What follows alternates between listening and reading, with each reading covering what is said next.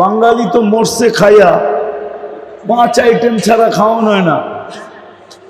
দুনিয়ার কোন দেশের মানুষ তো 1 আইটেমের বেশি 2 আইটেম খায় না। তো সবচেয়ে বেশি মুসলমান খায়, দামি খায়, সবচেয়ে বেশি ব্র্যান্ড।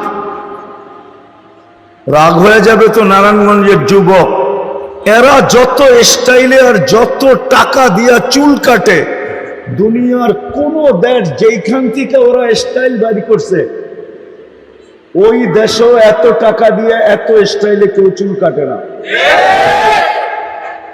শুধুই নারায়ণগঞ্জের এইখানে যারা বসে আছে না, এরা সব নেটে দেখে চুল কাটে।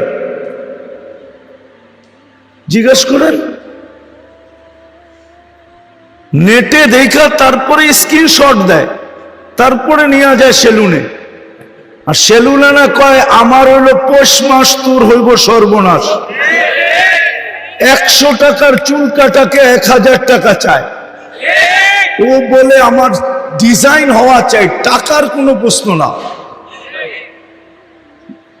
আমাকে বুঝাইতে হবে না আমেরিকাতে চুল কাটতে কয় টাকা লাগে, আমি জানি।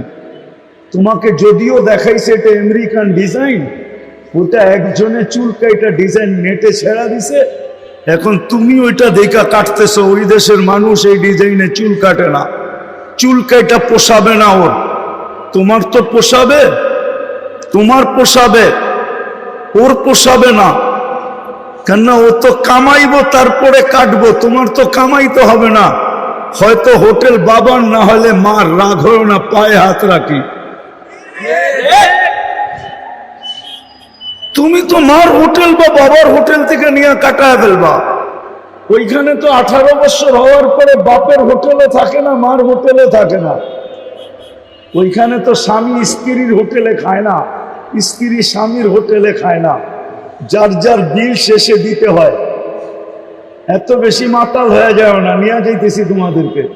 14 তারিখ আইলে তো তোমরা অন্যরকম মাতাল হয়ে যাও, ঠিক না? নিতেছি আমি, ঘুরে ঘুরে নিতেছি, আমার জায়গায় নেব। মুসলমান এত নির্যাতিত কেন?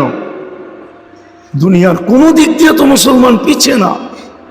সংখ্যার দিক দিয়ে না, অর্থের দিক দিয়ে না, সম্পদের দিক দিয়ে না, খাওয়া দাওয়ার দিক দিয়ে না, পড়া লওয়ার দিক দিয়ে না, কোন দিক দিয়ে তো মুসলমান পিছিয়ে না,